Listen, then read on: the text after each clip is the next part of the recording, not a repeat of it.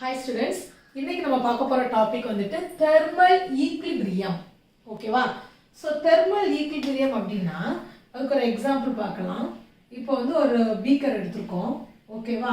So இந்த பீக்கரில் வந்து first நல்லா ஹாட் வாட்டர் அதில் ஊற்றி வைக்கலாம். ஓகே? ஸோ இதில் வந்து ஹாட் வாட்டர் இருக்குது. சரியா? So this is hot water. இதுக்கு மேலேயே நம்ம வந்து திரும்ப என்ன ஊற்றுறோம் அப்படின்னா cold water ஊத்துறோம். ஓகேவா? so we are pouring cold water. Okay? so ஒரு பார்ட் வந்து நம்ம ஹாட் வாட்டர் இருக்கு, இன்னொரு பார்ட் வந்துட்டு கோல்ட் வாட்டர் இருக்கு. இது வந்துட்டு ஒரு half an hour கழிச்சு நீ போய் பார்த்த அப்படின்னா எப்படி இருக்கும்? உனக்கு நார்மல் வாட்டரா வந்திருக்கும். அதாவது ஹாட்டாகவும் இருக்காது, ரொம்ப கோல்டாகவும் இருக்காது. ஸோ ரெண்டுமே மிக்ஸ் ஆகி நம்மளுக்கு ஒரு நார்மல் வாட்டர் வந்து கிடைச்சிருக்கும். ஓகேவா?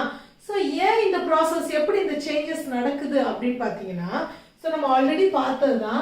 இப்போ ஹாட் வாட்டரில் வந்து உனக்கு ஆட்டம்ஸ் அண்ட் மாலிகுல்ஸ் எப்படி என்ன மாதிரி இருக்கும்? ஸோ அதிகமாக வைப்ரேட் ஆகிட்டு இருக்கும். ஆனால் அதே கோல்டு வாட்டரில் பார்க்கும்போது நம்மளுக்கு அந்த அளவுக்கு மோஷன் இருக்காது. ஓகேவா?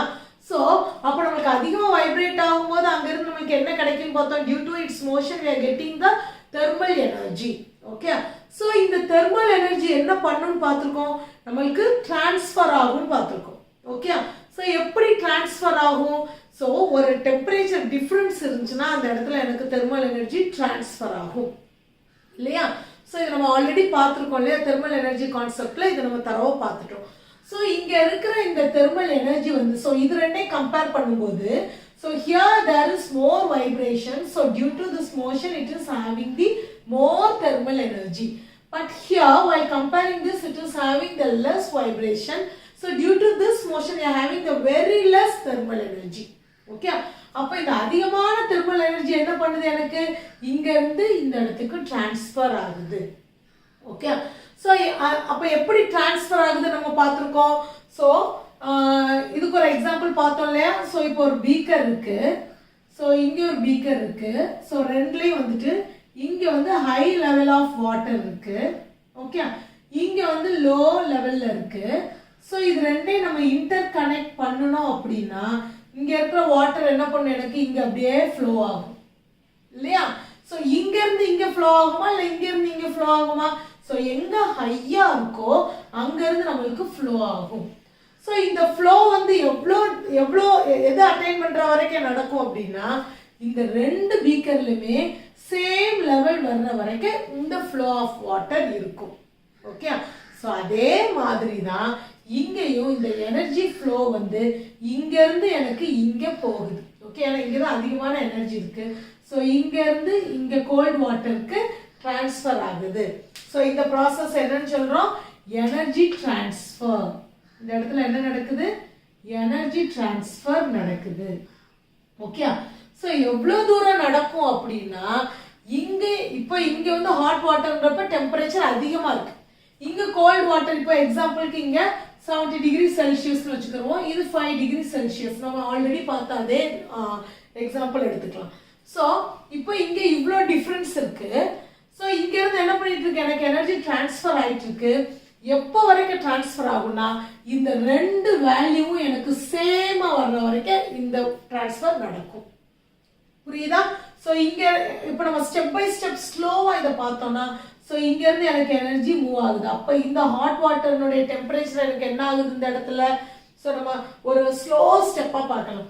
இங்க இருந்து எனக்கு இங்க போறப்ப இந்த எனர்ஜி வந்து எனக்கு இந்த டெம்பரேச்சர் வந்து எனக்கு என்ன ஆயிரும்?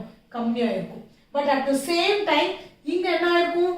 இங்க என்ன எனர்ஜி போச்சோ அப்ப இங்க உள்ள டெம்பரேச்சர் எனக்கு டவுன் ஆகுது. அப்ப இங்க உள்ள டெம்பரேச்சர் என்ன ஆகுது? எனக்கு ரைஸ் ஆகுது. ஏன்னா இவங்க கொடுக்குறாங்க, இவங்க வாங்குறாங்க. ஓகே? ஸோ இவங்களுடைய டெம்பரேச்சர் ரைஸ் ஆகுது. அண்ட் அகெயின் இங்க இருந்து எனர்ஜி போகுது. Okay? So again the temperature is decreasing. So அப்ப இந்த ஹாட் வாட்டருடைய டெம்பரேச்சர் என்ன ஆயிட்டே வருது? நம்மளுக்கு குறைஞ்சிட்டே வருது. அட் த சேம் டைம் இந்த கோல்ட் வாட்டருடைய டெம்பரேச்சர் என்ன ஆயிட்டே இருக்கு? இவங்க கொடுக்க இவங்களுக்கு குறையுது, பட் இவங்களுக்கு வந்து என்ன ஆகுது? கூடிக்கிட்டே வருது. So here the temperature is increasing. Okay? So எவ்வளோ நேரம் கொடுப்பாங்க? இப்போ இவங்க வந்து இவங்களுக்கு தேவையானது போக தான் கொடுப்பாங்க இல்லையா? ஸோ இவங்களுக்கு ரெண்டும் ஈக்குவலாக வர்ற வரைக்கும் இந்த டிரான்ஸ்ஃபர் வந்து நடக்கும். ஸோ இவங்க ரெண்டு பேருக்கும் சேம் டெம்பரேச்சர் வர்ற வரைக்கும், ஸோ தட் மீன்ஸ் ஈக்குவலாக வர்ற வரைக்கும் இந்த எனர்ஜி டிரான்ஸ்ஃபர் நடக்கும். அந்த ஈக்குவலாக தான் நம்ம என்னன்னு சொல்றோம்னா தெர்மல் ஈக்விலிபிரியம் அப்படின்னு சொல்றோம். ஓகே, ஸோ தெர்மல் ஈக்விலிபிரியம்னா என்ன? நம்மளுக்கு எனர்ஜி வந்து டிரான்ஸ்ஃபர் ஆகுது. டில் எப்போ வரைக்கும் எனர்ஜி டிரான்ஸ்ஃபர் ஆகுது? எனக்கு ரெண்டு பக்கமும் ஹீட் வந்து ஈக்குவலாக இருக்கும்போது அது வரைக்கும் எனக்கு டிரான்ஸ்ஃபர் நடக்கும். ஓகேவா? So thermal equilibrium is nothing but, இப்போ இதை ரீட் பண்ணி பார்த்தா உங்களுக்கு அர்த்தம் புரியும். 2 or more physical system, ஏதாவது ரெண்டு physical bodies or ரெண்டு physical system எடுத்தோம் அப்படின்னா we can say they are said to be in the thermal equilibrium. நம்ம என்ன சொல்லலாம்னா தெர்மல், இப்போ ரெண்டு இதை எடுத்திருக்கோம், இதை நான் தெர்மல் ஈக்விலிபிரியம்னு சொல்லலாம். எப்போ சொல்லலாம் அப்படின்னா if there is no flow of energy.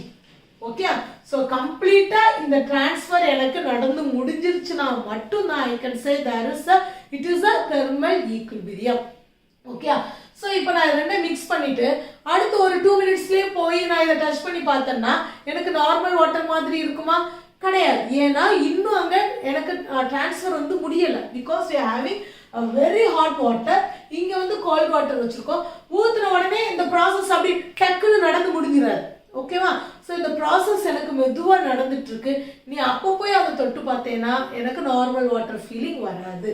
Okay, இதே கொஞ்சம் டைம் கழிச்சு நீ போய் பார்த்தாதான் அந்த மாதிரி நார்மல் வாட்டரா இருக்கும். ஏன்னா இது கொஞ்சம் கொஞ்சமா இந்த எனர்ஜியை கொடுத்து இந்த ப்ராசஸ் நடந்து முடிஞ்சிருச்சுனா தான் we can say it is equal. ஓகேவா?